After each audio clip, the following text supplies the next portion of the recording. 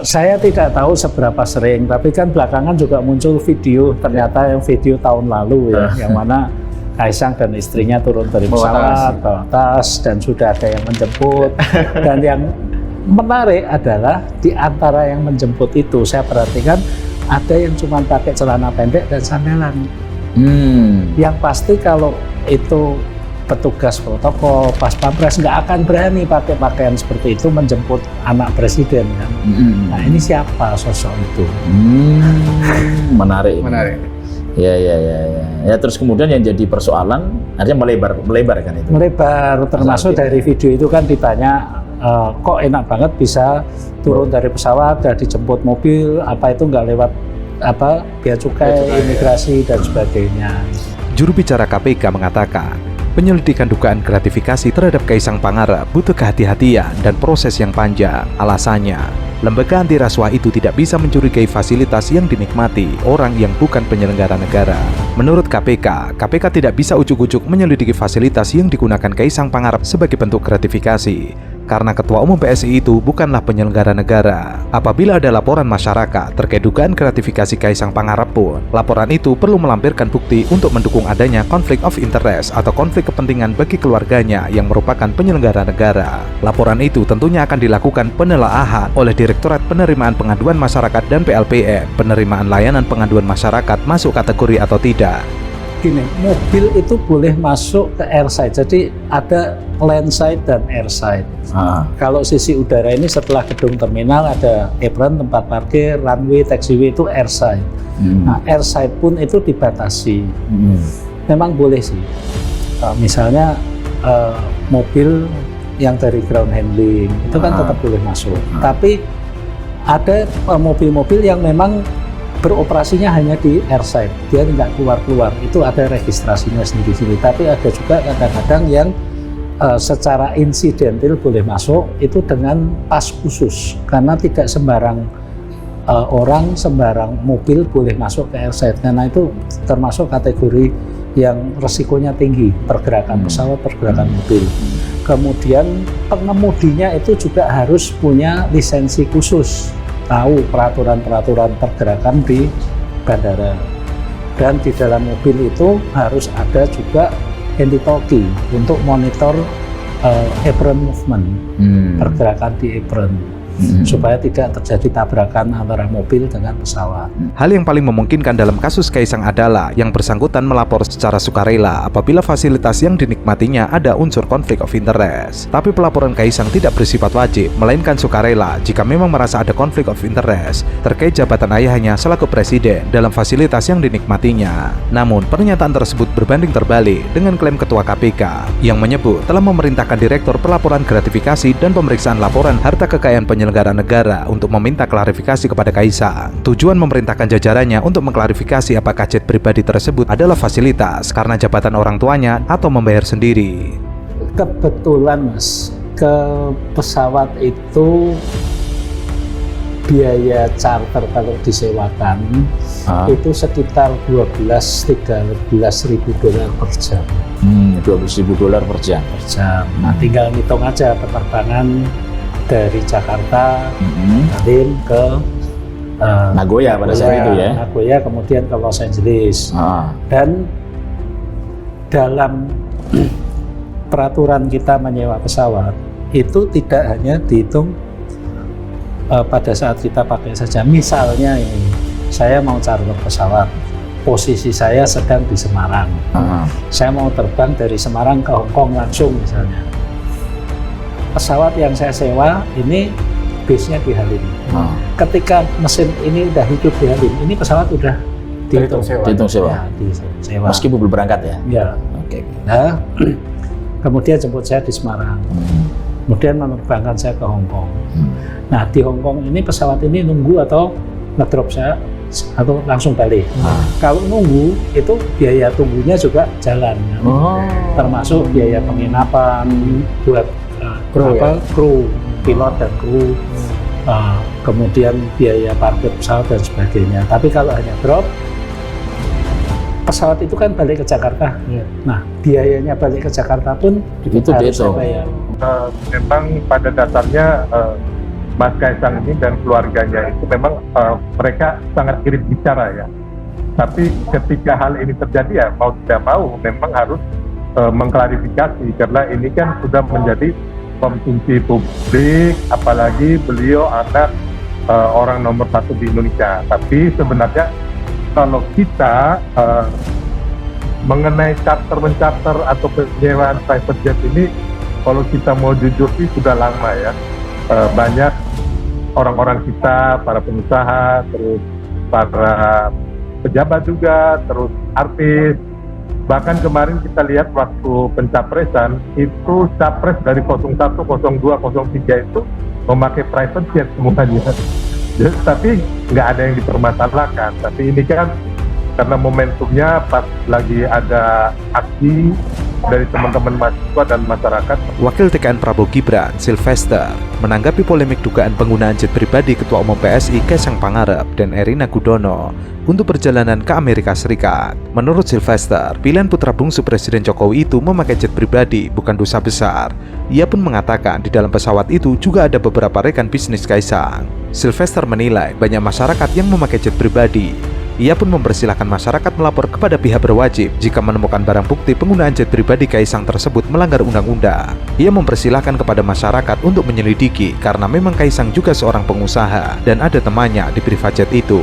Seperti bagaimana sebenarnya duduk perkaranya. Sehingga kemudian masyarakat kita tahu melalui netizen kan mencari dengan OSIN ya, open source intelligence, berdasarkan ya kemampuan teman-teman netizen ini ya, mulai dari adanya dugaan begini begitu pemilik dan lain sebagainya. Oleh karena itulah sebenarnya langkah yang paling tepat ya di KPK gitu ya, karena di KPK kita tahu mereka mempunyai kewenangan ya yang lebih luas ya, termasuk juga kita tahu yang diperintahkan oleh pimpinan KPK adalah Direktorat Gratifikasi yang tentu ya mempunyai kewajiban dan kewenangan untuk mengklarifikasi apapun. Untuk diketahui, Kaisang dan Erina diduga pakai jet pribadi untuk perjalanan mereka ke Amerika Serikat. Hal itu berdasarkan analisis warganet terhadap foto-foto yang dibagikan Erina di akun Instagram pribadinya. Erina juga mengunggah gaya hidup mewah saat berada di Amerika Serikat. Selain foto saat di pesawat, ada pula unggahan saat mereka membeli roti seharga Rp400.000 dan stroller bayi yang diduga berharga puluhan juta rupiah. Nah, saya pikir perusahaan pesawat di Singapura juga akan sangat kooperatif untuk memberikan data-datanya ya. Dan saya pikir justru ketika di Singapura lebih jelas ya, tidak akan ada manipulasi ya, termasuk dari transaksi pembayaran, termasuk dari siapa saja manifest di pesawat itu, siapa pilotnya, bahkan semuanya ada gitu. Jadi menurut saya itu yang harus dilakukan oleh KPK untuk mengungkap ini semua, karena Mas, buat di kita kan belum ada permasalahan mengenai konflik of interest aturannya, kemudian juga trading influence. Jadi ini yang sangat berat. Tapi sekali lagi bahwa apa yang dilakukan oleh KPK kita harus menghargai. Anak Presiden Jokowi, Kaisang Pangarep belum lepas dari perhatian terkait dengan aktivitasnya yang menggunakan private jet atau jet pribadi. Pemicunya saat Kaisang dan istrinya Erina Gudono ke Amerika Serikat pakai private jet. Satu persatu tabir private jet yang dipakai Kaisang Erina mulai terkuak. Kini muncul video yang menampilkan Kaisang Erina memakai pesawat Gulfstream N588 SE. Dari video yang dibagikan, tampak private jet itu landing diduga di Bandara Adi Sumarmo, Solo. Kita tahu sebenarnya Mas Kaisang ini kan dia bukan penyelenggara negara ataupun bukan pegawai negeri sipil seperti yang ada di dalam Undang-Undang Pasal 12 huruf B besar. Tetapi ya kita perlu ingat bahwa beliau kan mempunyai hubungan keluarga dengan Pak Jokowi ya, dengan Presiden Republik Indonesia, sehingga tentu adanya dugaan-dugaan, sehingga kan bahasa-bahasanya udah patut diduga. Inilah yang perlu diklarifikasi ya, apakah memang ya terkait dengan gratifikasi atau bukan. Itulah sebabnya maka yang harus dilakukan oleh KPK tentu tidak ujuk-ujuk datang langsung ke Mas Kaisang ya. Tentu mereka harus mempunyai bukti awal dulu ya, seperti misalnya melakukan klarifikasi kepada ya perusahaan. Jadi yang ini sebetulnya sudah pesawat.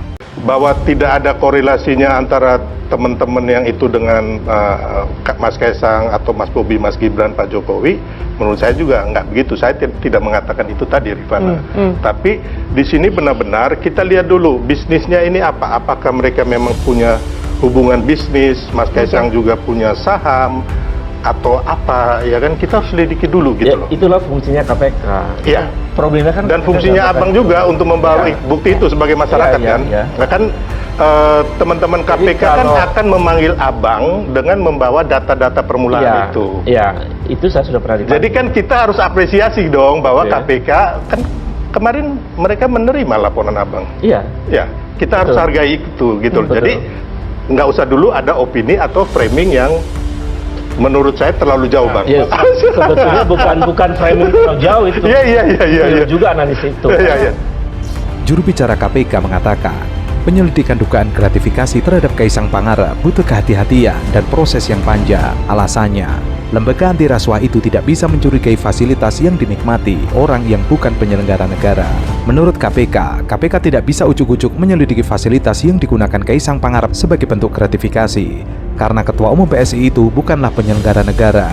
Apabila ada laporan masyarakat terkait dugaan gratifikasi Kaisang Pangarep pun, laporan itu perlu melampirkan bukti untuk mendukung adanya konflik of interest atau konflik kepentingan bagi keluarganya yang merupakan penyelenggara negara. Laporan itu tentunya akan dilakukan penelaahan oleh Direktorat Penerimaan Pengaduan Masyarakat dan PLPN, penerimaan layanan pengaduan masyarakat masuk kategori atau tidak. Ketika bertanya bahwa apakah ada hubungan antara anak presiden dengan perusahaan tertentu, Iya. saya harus menjawab. Iya, soalnya kemarin gitu loh. Itu bukan framing, Mas. Nah, karena ada Dan itu juga fakta laporan ke sendiri. Polda Metro Jaya Kemudian- seolah-olah Mas Kaisang tuh hilang. Kan menurut saya kan ini Oh, itu hal lain. Itu hal enggak lain. juga gitu loh. Itu Kita lagi membahas persoalan Laporan hubungan dengan gratifikasinya. perusahaan. Iya, ini Kalau kan framing soal itu framing itu kan dilakukan sampai sejauh itu yang menurut saya merugikan yang bersangkutan gitu loh. ya itu Nah, terjadi. Bang Sylvester, Ya, yang silakan. saya tanyakan, kalau supaya tidak merugikan terlapor, Ya. harusnya apa yang dilakukan oleh terlapor, Bang Sylvester? Kan begini, ya kan teman-teman KPK kan pertama bilang kemarin harus melakukan klarifikasi, Iya, terus klarifikasi. akan membuat surat untuk memanggil kan. Ternyata surat itu kan nggak muncul-muncul, Bang. Ya kan? Terus kita mau ngomong apa? Hal yang paling memungkinkan dalam kasus Kaisang adalah yang bersangkutan melapor secara sukarela apabila fasilitas yang dinikmatinya ada unsur konflik of interest. Tapi pelaporan Kaisang tidak bersifat wajib, melainkan sukarela jika memang merasa ada konflik of interest terkait jabatan ayahnya selaku presiden dalam fasilitas yang dinikmatinya. Namun, pernyataan tersebut berbanding terbalik dengan klaim Ketua KPK yang menyebut telah memerintahkan Direktur Pelaporan Gratifikasi dan Pemeriksaan Laporan Harta Kekayaan Penyelenggara Negara untuk meminta klarifikasi kepada Kaisang. Tujuan memerintahkan jajarannya untuk mengklarifikasi apakah jet pribadi tersebut adalah fasilitas karena jabatan orang tuanya atau membayar sendiri. Sebagai seorang Gini. anak pejabat publik, apakah tidak sebaiknya dia datang ke KPK? Maka pertanyaan hukumnya lanjutannya adalah, apakah tanpa diundang Iya. Kaisang diperkenankan datang atau tidak? Sudah dijawab sama Wakil Ketua KPK, silahkan datang ke KPK. Maka dari itu Bang Sylvester, yang Bang Sylvester sampaikan tadi, Bobi sudah klarifikasi. Klarifikasi di mana? Klarifikasi di hadapan wartawan. Di hadapan Klarifikasi media. di hadapan masyarakat Kota Medan. Iya. Bukan itu ranah hukumnya.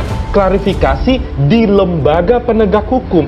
Itu yang harus didorong, Bang Sylvester. Jadi gini, Bang. Jangan juga, misalnya begini, pelapor mempunyai dokumen bukti menyampaikan kepada penegak hukum.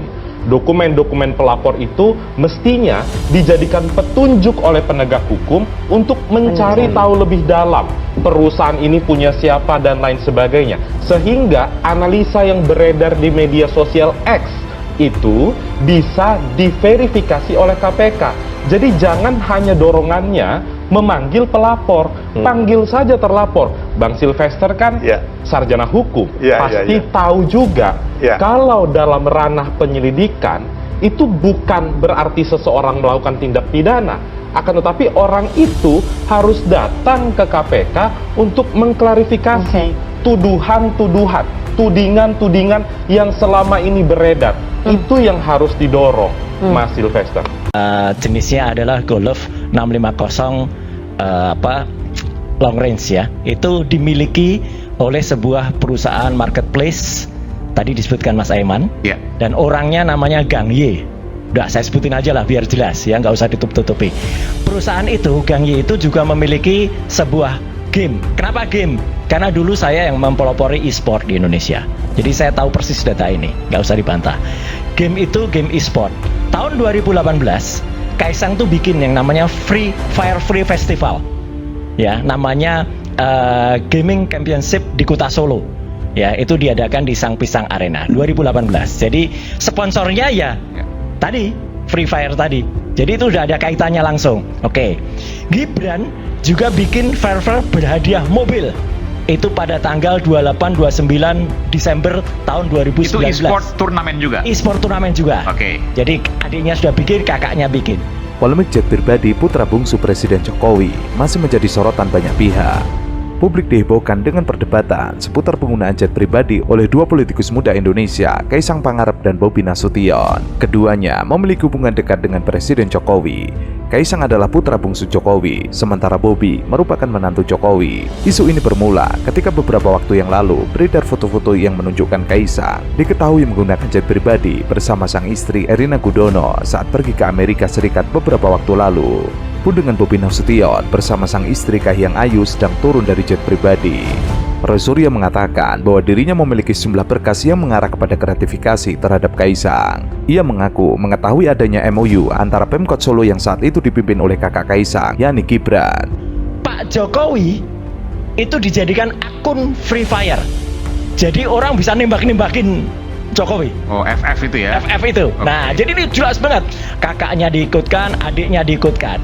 Kemudian sekarang perusahaan itu Free Fire itu jadi sponsor juga untuk Persis Solo yang bola, 40%-nya sahamnya milik Kaisang juga. Oke, saya teruskan lagi ya. Jadi kantor marketplace tadi itu buka di Solo pada tanggal 11 Oktober 2021. Clear banget. Oktober 2021. Shopee. Oke. Ya, terus ada program namanya UMKM saya sebut ya, Shopee Export for Expo itu tanggal 15 Mei 2021 juga. Jadi ini clear banget. Bisa terjadi kemungkinan KPK akan memanggil Kaisang, namun sedang mengumpulkan data-data terlebih dahulu. Penggunaan jet pribadi memang sering dikaitkan dengan kalangan elit dan bisnis. Namun dalam ranah politik, hal itu dapat menimbulkan pertanyaan lebih mendalam. Beberapa pihak menilai bahwa penggunaan fasilitas semacam ini oleh pejabat publik atau keluarganya dapat memunculkan potensi konflik kepentingan. Terlebih, mereka yang dekat dengan kekuasaan kerap mendapatkan sorotan terkait penerimaan fasilitas mewah dari pihak ketiga yang mungkin memiliki agenda tertentu. Ini hubungannya apa? Kalau Kaisang bukan penyelenggara negara, kakaknya, bapaknya terlibat semua ini. Lah kemudian unsur korupsinya di mana? Gratifikasinya jelas. Nah, enggak, gratifikasi itu kan berkaitan dengan penyelenggaraan negara. Lah, iya, nah, ini langsung Mas, nggak bisa begitu. Enggak, kalau data tadi saya nggak bantah ya. Data tadi Mas, saya nggak bantah. Ah iya udah, ya nggak mungkin bantah. Kalau dibantah Anda bohong. Nah, kalau data tadi saya nggak bantah. Ini udah jelas. Tapi persoalannya gimana letak korelasi persoalan-persoalan tadi yang diungkapkan dengan korupsinya. Biar publik yang menilai. Datanya udah jelas banget, detail banget. Publik menilai. Kalau KPK nggak maju ya KPK-nya macan ompong. Udah jelas betul datanya. Kemudian bahkan ini ada satu lagi. Gibran itu bikin program namanya Java in Paris. Ya, itu tanggal 8 Juni 2020. Itu kegiatan apa itu? Itu kegiatan promosi. Itu sponsornya sama juga marketplace tadi. Selanjutnya setelah itu dia mau minta juga ke Goto di Jepang, tapi Gotonya ribet, bahkan ada skandal apalah gitu di situ, jadi nggak jadi.